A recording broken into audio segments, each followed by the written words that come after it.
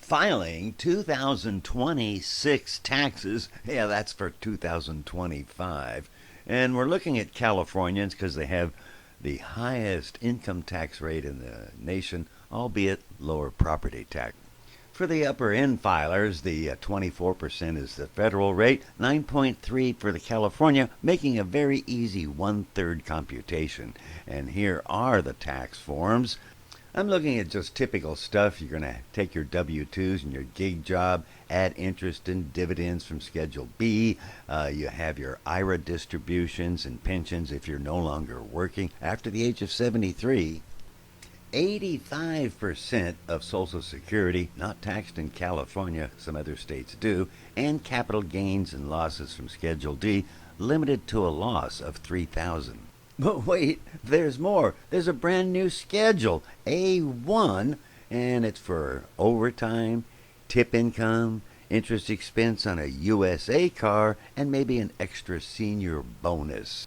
And it's not to be confused with a Schedule 1 attachment, which may include your IRA deductions for last year or even this year for last year.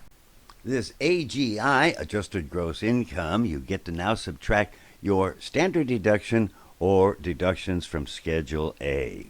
Those include medical expenses above 7.5% of that AGI, either income or sales tax, real estate, property, that's your car license. California, you get to subtract that SDI, investment and home interest expense, and donations and casualty losses. While the state and local tax limit has been relaxed, it still may not be enough given the standard deduction is often more lucrative, plus an extra $6,000 if you happen to be senior or blind. Comparing that to what you withheld, you either owe or you get a refund. Those are sent to 2 different addresses and a different one in each and every state. By the way, use blue ink so they make sure it's an authentic.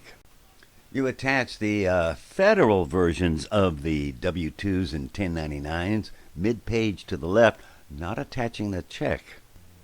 The very lengthy California 540 form requires the inclusion of the federal form, and you start off with getting a 153 credit for yourself, dependents, blind, age.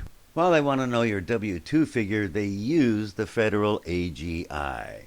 Adjustments to the 540 is the California 540CA, which subtracts Social Security, so you don't count it, and also adjusts the standard deduction, which of course is different for Californians. This becomes your taxable California income, now at 9.3%, and you now take those credits and subtract them after as a tax credit, and you've got some choices for donations and so on. Noting there is a very important box that you must check, if you have it, for full year health coverage. Otherwise, there's a fine.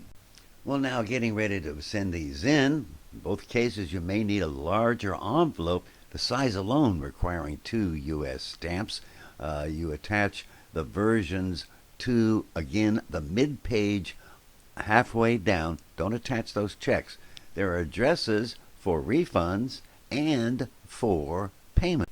Don't worry about under withholding, especially if under $500. They'll let you know.